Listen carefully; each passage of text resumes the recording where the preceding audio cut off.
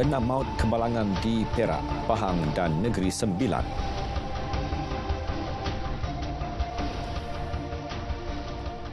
Assalamualaikum, salam Malaysia Madani. Saya Muhammad Shah Musa.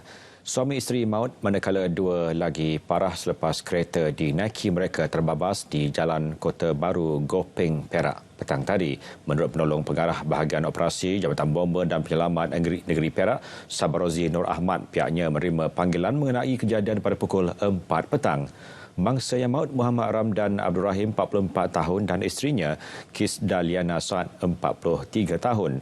Dua mangsa yang cedera parah, wanita warga Mas berusia 63 tahun serta kanak-kanak berusia 7 tahun telah dihantar ke hospital untuk rawatan lanjut. Sabarozi turut memaklumkan satu lagi kemalangan maut berlaku di Siti Awan selepas kenderaan utiliti sukan dinaiki 9 individu terbabas dan terbalik di Jalan Pekan Gerni malam tadi. Seorang maut manakala 4 lagi parah. 4 lagi mangsa yang berada dalam kenderaan sama turut cedera. Maklumat awal berhubung kejadian diterima JBPM Perak pada pukul 7.30 malam. Kesemua mangsa termasuk 3 kanak-kanak dikeluarkan oleh orang awam. Unit Bantuan Perkhidmatan Kecemasan EMRS memberi rawatan kepada 3 mangsa sebelum dibawa ke Hospital Manjung untuk tindakan lanjut. Sementara itu, di Temerloh, seorang maut dalam kemalangan babitkan 3 kenderaan di Jalan Kerdau. Mangsa yang tersepit dalam kereta disahkan meninggal dunia di tempat kejadian. Pegawai Perhubungan Awam JBPM Pahang, Zulfadli Zakaria menjelaskan pihaknya menerima maklumat berhubung kejadian pada pukul 2.10 petang. 7 anggota dari Balai Bomba dan Penyelamat Temerloh digerakkan ke lokasi. Mayat mangsa yang tersepit berjaya dikeluarkan dan diserahkan kepada pihak polis untuk tindakan lanjut. Mangsa yang cedera dihantar ke Hospital Sultan Haji Ahmad Shah untuk rawatan. Sementara itu, di Negeri Sembilan, 2 maut dan 5 penumpang bas cedera parah akibat kemalangan melibatkan sebuah bas persiaran dan sebuah kereta di kilometer 285.5 Lebuh Raya Utara Selatan arah utara 5.25 pagi tadi. 13 lagi penumpang bas cedera ringan. Timbalan Ketua Polis Daerah nilai DSP Mat Gani Latih dalam kenyataan memaklumkan pemandu bas seorang lelaki tempatan berusia 33 tahun dan seorang penumpang bas wanita warga Indonesia berumur 42 tahun disahkan meninggal dunia di tempat kejadian. Siasatan awal di tempat kejadian mendapati sebuah bas persiaran yang membawa 20 orang penumpang termasuk pemandu dalam perjalanan dari Singapura menuju ke Kuala Lumpur. Bas tersebut disyaki melanggar tiang jambatan di kanan Lebuh Raya sebelum berpusing ke kiri dan melanggar sebuah kereta yang berada di lorong kiri sebelum terbabas masuk ke bahu kiri jalan. Penumpang kereta mengalami cedera ringan manakala pemandunya tidak mengalami sebarang kecederaan. Dadah bernilai lebih 7.4 juta ringgit dirampas menerusi 2 serbuan di Shah Alam dan Sepang. Serbuan barasingan itu dilakukan Jabatan Siasatan Jenayah Narkotik Bukit Aman pada 5 dan 6 Julai. Susulan itu 3 lelaki ditahan. Menurut pengarah JSJN Bukit Aman, Dato' Sri Muhammad Kamarudin Makdin, rampasan melibatkan 222 kg dadah pelbagai jenis.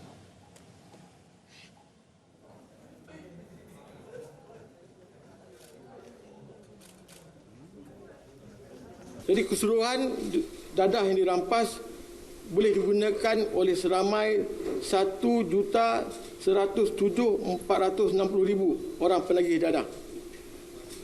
Kita percaya kedua-dua sindiket ini punya mulai aktif sejak awal tahun 2023. Modus operandi yang digunakan sindiket ini adalah menjadikan premis kediaman sebagai tempat menyimpan dadah sebelum diedarkan untuk pasaran tempatan. 2 daripada suspek positif dadah. Kesemua mereka direman 7 hari bagi membantu siasatan di bawah Seksyen 39B Akta Dadah Berbahaya 1952.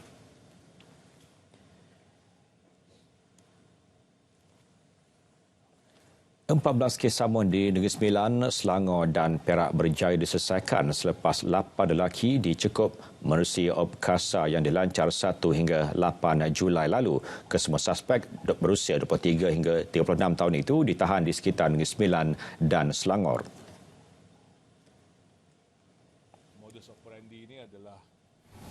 samu dalam rumah waktu awal pagi ataupun di belah malam hari. So modus operandi kumpulan ini bergerak pada waktu malam ataupun awal pagi dengan cara melompat ke dalam kawasan rumah melalui pagar yang berkunci dan bersenjatakan parang, bersarung muka, menutup muka dengan topeng ski mask ataupun pelitup muka dan juga memakai sarung tangan bagi mengelakkan cap jari dikesan dan muka dicamkan oleh mangsa. Polis turut merampas barang kes termasuk 2 buah rangka kenderaan yang telah dibakar, peti besi, 2 kereta dan peralatan pecah rumah serta pelbagai mata wang asing.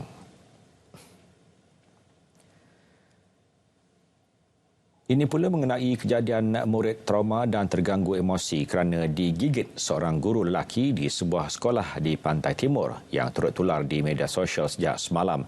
Timbalan Menteri Pendidikan Lim Hui Ying berkata pihaknya memandang serius dakwaan terbabit dan akan mengambil tindakan sewajarnya jika terbukti berlaku. Kementerian Pendidikan KPM juga sedang menjalankan siasatan terperinci berhubung kejadian.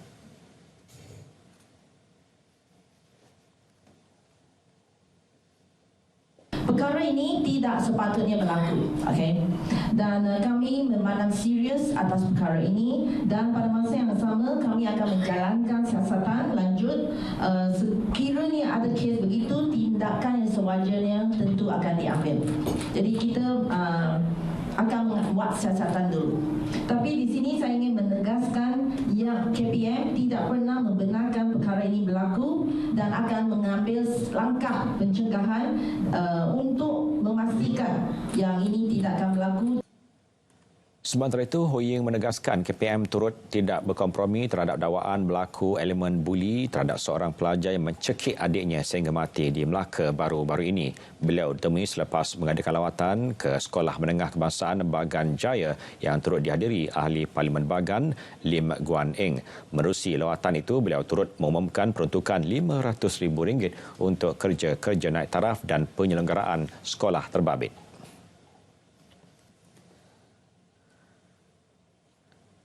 Pekebun kelapa sawit dipenjara 8 tahun dan sekali sebatan selepas mengaku bersalah di Mahkamah Session Kota Tinggi kerana merompak warga emas di Felda Tawar 4 awal bulan ini.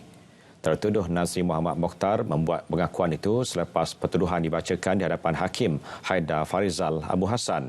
Mengikut pertuduhan, bapa 4 anak itu dituduh merompak seutas gelang tangan emas sehingga mendatangkan kecederaan terhadap seorang warga emas berusia 60 tahun. Kesalahan dilakukan di Felda Tawar 4 Kota Tinggi pada 2 Julai lalu. Hakim memerintahkan hukuman dilaksana bermula dari tarikh tangkapan.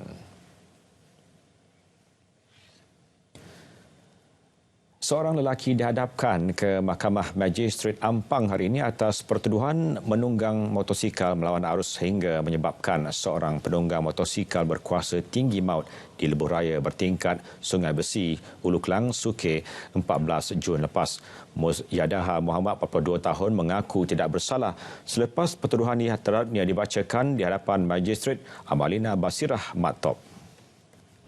Tertuduh didakwa menunggang motosikal dengan cara melawan arus yang berbahaya kepada orang awam sehingga menyebabkan kematian Ahmad Fazil Omar Azadin 64 tahun di kilometer 22.2 Lebuh Raya Suke pada 1.10 tengah hari. Pertuduhan dikemukakan mengikut Seksyen 41-1 Akta Pengangkutan Jalan 1987, Akta 333 Palang 87 dan boleh dihukum di bawah peruntukan akta sama. Mahkamah membenarkan tertuduh diikat jamin RM10,000 dengan seorang penjamin selain menyerahkan lesen memandu kepada mahkamah sehingga kes selesai. Mahkamah turut memerintahkan tertuduh menjalani pemeriksaan mental di Hospital Bahagia. Sebutan semula kes 10 Ogos ini. Prosiding bela diri Datuk Seri Bong Motaradin dan isteri Datin Seri Zizi Izzat Abdul Samad atas 3 pertuduhan rasuah yang dijadual bermula hari ini ditangguhkan Mahkamah Session Kuala Lumpur. Hakim Rozina Ayub melapangkan tarikh perbicaraan berkenaan selepas Timbalan Pendakwa Raya Loh Chin Hau memaklumkan mengenai perkembangan status rayuan berhubung permohonan semakan kedua-dua tertuduh di Mahkamah Rayuan Jumaat lepas. Hakim menetapkan 13 September depan untuk sebutan kes bagi status semakan permohonan pasangan berkenaan. Jumaat lepas, panel 3 Hakim Mahkamah Rayuan terdiri daripada Datuk Hadariah Said Ismail, Datuk Azman Abdullah dan Datuk Azmi Arifin memerintahkan permohonan semakan pasangan itu dikembalikan semula ke Mahkamah Tinggi untuk mempertimbangkan merit permohonan itu.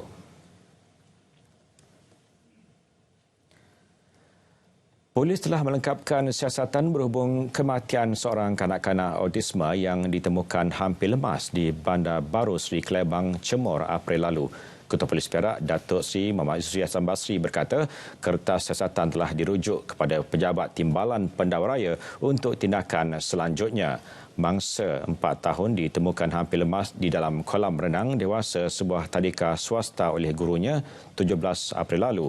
Mangsa dibawa menerima rawatan dan telah menjalani pembedahan di Hospital Raja Perempuan Bainun sebelum disahkan meninggal dunia seminggu kemudian. Hasil bedah siasat mendapati punca kematian disebabkan oleh lemas dan kegagalan otak. Masih di Perak, seorang pengurus dan 2 guru direman bagi membantu siasatan kes dera di sebuah taska di Taman Meru Perdana 2, Ipoh. Ketua Polis Daerah Ipoh, ACP Yahya Hassan berkata suspek berusia antara 26 hingga 51 tahun itu direman 7 hari bermula Sabtu lalu. Setakat ini, polis telah menerima 5 laporan daripada ibu bapa mangsa. Siasatan dibuat mengikut Seksyen 31-1 Akta Kanak-Kanak 2001. 6 Julai lalu, IPD Ipoh menerima 1 laporan daripada seorang lelaki yang menyatakan anak perempuannya yang berumur 2 tahun mengalami kecederaan di bahagian lengan kiri. Pengadu mengesyaki kecederaan tersebut akibat didera oleh guru di taska berkenaan. Polis Kelantan telah mengenal pasti 16 kawasan Dewan Undangan Negeri DUN yang dianggap sebagai kerusi panas menjelang Pilihan Raya Dewan Undangan Negeri PRU DUN ke-15 ini. Ketua Polis Kelantan Datuk Muhammad Zaki Harun berkata, Kota Baru, Machang dan Gomusang antara lokasi kerusi panas yang disenarai. 16 kawasan yang kita jangkakan based on kesengitan itu, based on penyokong-penyokong yang berada di situ, based on history kemenangan parti-parti tertentu di situ. Jadi kita gabungkan semua, kita come up dengan 16 yang kita beri tempat. Tapi bukan bermakna hanya 16 ni bagi tumpuan. Tapi 16 ni kita nak monitor bermula. Bukan hari ni dah bermula dah pun. Polis Kelantan juga akan menerima bantuan daripada Bukit Aman bagi melancarkan gerak kerja penugasan pada pilihan raya itu nanti.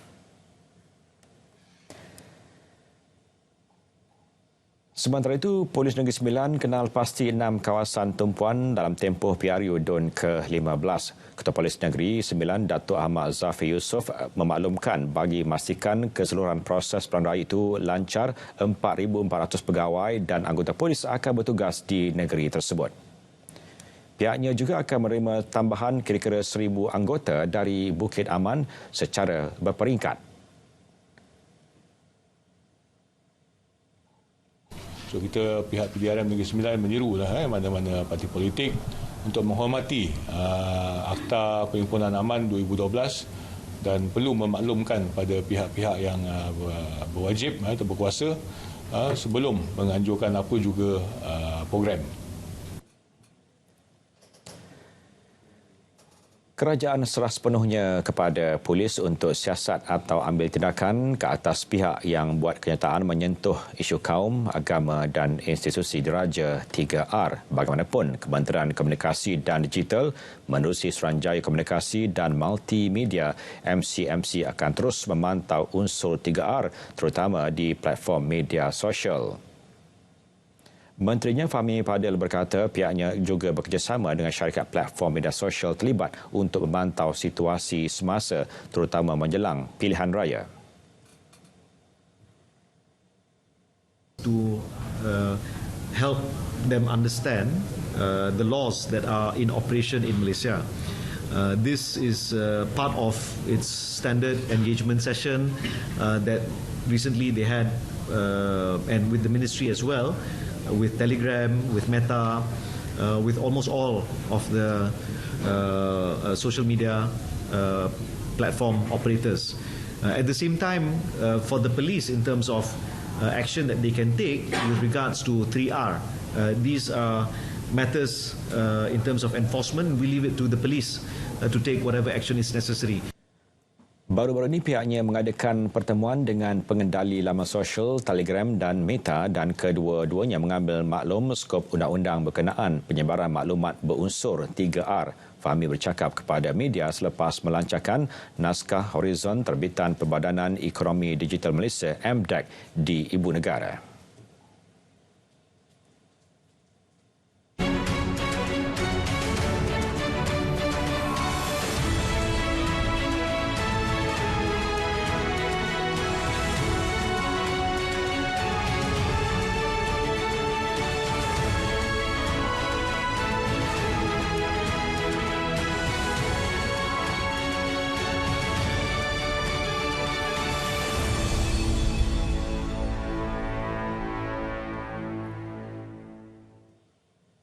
Yang di-Pertuan Agong Sultan Abdullah Riayatuddin Al-Mustafa Billah Shah mengingatkan rakyat untuk lebih berhati-hati dalam pemilihan lokasi beriadah ia sebagai langkah berwaspada bagi mengelak risiko kejadian tidak diingini. Bencana boleh berlaku di mana-mana sekalipun, ya. Saya harap berhati-hatilah kali nak pergi ke tempat yang kita tak kenal tempat dia. Elok ambil periksa dulu sebelum bawa keluarga ke tempat yang baru, ya. Itulah ingatan saya. Baginda bertitah demikian selepas menyantuni keluarga mangsa tragedi kepala air jeram air putih di Felda Lepah Hilir 3, Kuantan. Seri Paduka turut menyampaikan sumbangan kepada wakil keluarga Allahyarham Azizah Ayi dan Allahyarham Karim Abdullah.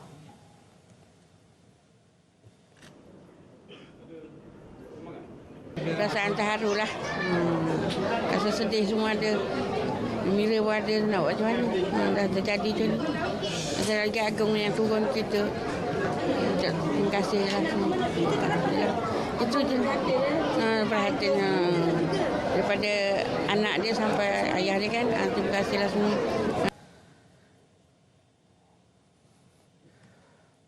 Perdana Menteri Dato' Seri Anwar Ibrahim menzahirkan rasa terharu ketika menghadiri siri syarahan kehormat madani mengenai Syekh Dr. Yusof Al-Qardawi di Seri Perdana malam tadi. Ia selepas kehadiran anak almarhum Syekh Dr. Yusof Al-Qardawi, Dr. Muhammad Yusof dan Abdul Rahman yang sudi berkongsi mengenai biografi dan perjuangan ulama terulung itu.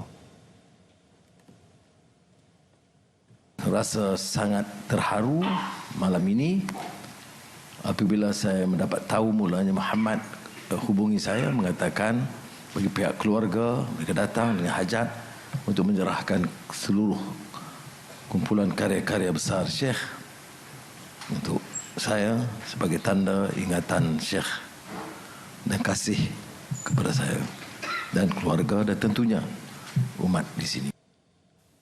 Atas jasa baktinya dalam dunia Islam, Kerajaan Malaysia telah menganugerahkan Syekh Yusof tokoh malhijrah antarabangsa pada 2009.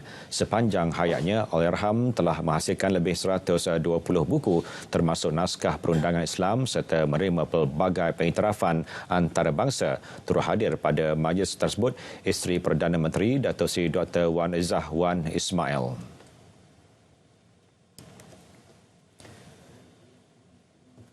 Hukuman mati di negara ini masih lagi wujud. Perdana Menteri menegaskan yang dimansuhkan adalah hukuman mati mandatari sekaligus memberi ruang kepada atas budi bicara hakim untuk membuat keputusan. Beliau turut yakin tidak akan berlaku peningkatan kes jenayah susulan penguatkuasaan Akta Pemansuhan Hukuman Mati Mandatari 2023 Akta 846.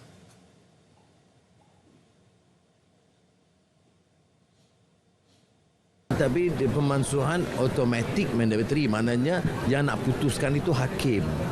Bukan kalau undang-undang ni maknanya kalau dia ada dadah mesti hukum mati. Itu dia. Tak ada. Hukum itu masih ada. Hukum gantung masih ada. Tapi tidak diputuskan dalam undang-undang automatik, tapi harus didengar oleh hakim. Saya ingat lebih adil.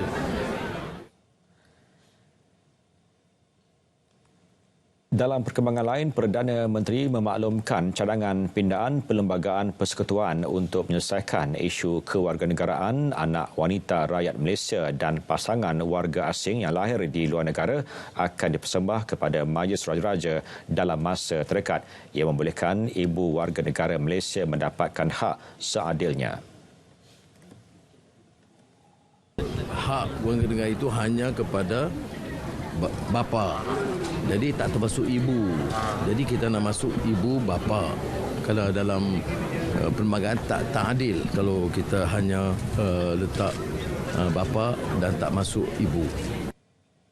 Cadangan pindaan itu seterusnya akan dibentangkan di Parlimen September ini. Beliau berkata demikian selepas menyampaikan ucap tama persidangan Undang-Undang Antarabangsa Malaysia 2023 di Ibu Negara. Terdahulu dalam persidangan berkenaan, Datuk Seri Anwar mengumumkan dana RM10 juta kepada Yayasan Bantuan Guaman Kebangsaan YBGK. Dana berkenaan bagi tujuan membantu golongan yang tidak berkemampuan untuk mendapatkan bantuan guaman. Tempoh 3 bulan diberi kepada Kementerian Dalam Negeri dan Agensi Anti Dadah Kebangsaan AADK untuk mengusahakan koordinasi di antara beberapa agensi yang berkaitan bagi membendung gejala dadah. Bagi tujuan itu, Timbalan Perdana Menteri Datuk Seri Dr. Ahmad Zahid Hamidi berkata pihak terlibat perlu bekerjasama berangka menyusun inisiatif atau program yang efektif dan bermanfaat. Jelasnya, statistik anggaran jumlah penagih dadah meningkat kepada 1.09 juta orang dengan 1.05 juta adalah lelaki dan 15,696 wanita. Lebih menyedihkan daripada jumlah itu, seramai 328,640 orang berumur antara 15 hingga 29 tahun. Jelasnya, dapatan satu kajian oleh pihak UKM pada tahun 2020 menunjukkan bahawa bagi setiap 100 belia di negara ini, 6 orang mengaku pernah mengambil dadah, manakala 4 orang mengaku masih aktif pada tempoh kajian dijalankan. Beliau berkata demikian dalam satu kenyataan selepas mempengerusikan mesyuarat Jawatankuasa Kabinet Mempanteras Gejala Dadah JKMD bilangan 1 tahun 2023 di Putrajaya. Mesyuarat turut bersetuju memastikan pemerkasaan undang-undang diperkukuhkan bagi mencegah penyalahgunaan dadah di semua peringkat. Keberkesanan tentang pengawasan undang-undang dalam negara juga akan diperhalusi bagi menangani penyalahgunaan dadah secara tuntas.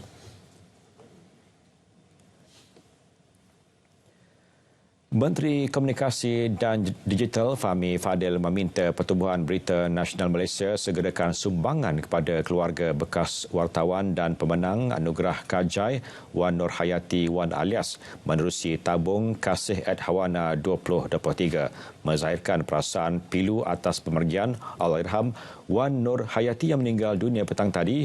Fahmi berkata isu kebajikan dalam kalangan pengamal media merupakan keutamaannya.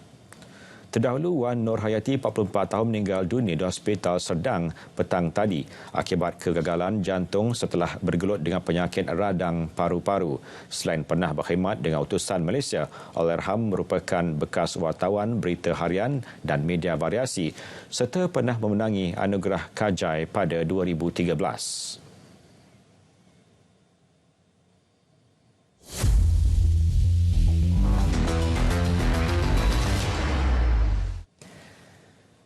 Sukan Kejohanan Badminton Remaja Asia 2023 di Yogyakarta, Indonesia. Perjuangan skuad negara bagi kategori berpasukan terhenti di suku akhir selepas tewas 0-3 di tangan Thailand. Pada aksi di Dewan Sukan Among Rogo itu, beregu campuran negara Lau Han Chen Chong Ji Yu tunduk kepada Mechai Tanakom Koptam Makit Fungfa 2022 6-21 perlawanan pertama. Percubaan untuk bangkit menerusi pemain perseorangan lelaki Eugene Yu juga gagal apabila tumpas 21-17, 17-21 dan 17-21 kepada Wang Sup In Wang Sup. Harapan Malaysia terus berkubur selepas pemain perseorangan wanita negara Ong Yi Shing turut tewas kepada Saranpon Sombut, Watai Nanukul 15-21 dan 9-21. Skuad negara akan meneruskan perjuangan bagi kategori individu mulai 12 hingga 16 Julai ini. Majlis Olimpik Asia OCA mengesahkan sepak takraw kekal dipertandingkan dalam 3 edisi Sukan Asia akan datang dari 2026 hingga 2034. Perkara itu dimaklumkan Persekutuan Sepak Takraw Antarabangsa ISTAF. 3 edisi tersebut akan berlangsung di Jepun, Qatar dan Arab Saudi. Setiausaha Agung ISTAF Dato' Abdul Halim Kadir memaklumkan ia merupakan pengiktirafan besar kepada sukan sepak takraw. Saya telah mengucapkan ribuan terima kasih kepada OCA yang mana telah bersetuju untuk memberi peluang kepada ASTAF dan ISTAF, iaitu acara sepak takraw akan berada dalam Sukan Asia di Jepun pada tahun 2026, dalam Sukan Asia di Doha, Qatar pada 2030 dan seterusnya di Riyadh, Arab Saudi pada tahun 2034. Sepak takraw akan dipertandingkan pada Sukan Asia Hangzhou, China yang dijadual berlangsung bermula 23 September hingga 8 Oktober depan. Dato' Abdul Halim yang juga Presiden Persekutuan Sepak Takraw Asia ASTAF turut mengucapkan tahniah kepada Timbalan Perdana Menteri dan Menteri Pertahanan Kuwait Sheikh Talal Al-Fahad Ahmad As-Sabah kerana dipilih sebagai Presiden OCA bagi penggal 2023-2027. Pemain kelahiran Uzbekistan Nurilo Tukastinov menjadi pemain terbaru Terengganu FC bagi mengisi kota import bebas pada jendela kedua musim ini. Pemain berusia 26 tahun itu telah menandatangani kontrak selama 18 bulan. Nurilo berketinggian 1.72 meter, pernah beraksi bersama FC Neftchi Fargana di Liga Super Uzbekistan dan pernah dinobat sebagai pemain tengah terbaik Liga tersebut. Ketua Pegawai Eksekutif Terengganu Football Club Sdn Bhd TFC-SB Abdul Rasid Jusoh berkata kehadiran pemain itu diharap dapat memberi impak positif kepada skuad penyu. Selain baki saingan Liga Super, TFC mahu memperkuat pasukan untuk kempen Piala Malaysia dan Piala Konfederasi Asia AFC. Nurilo turut memiliki pengalaman luas dalam skuad kebangsaan Uzbekistan iaitu bersama skuad bawah 19 tahun, bawah 20 tahun dan bawah 23 tahun.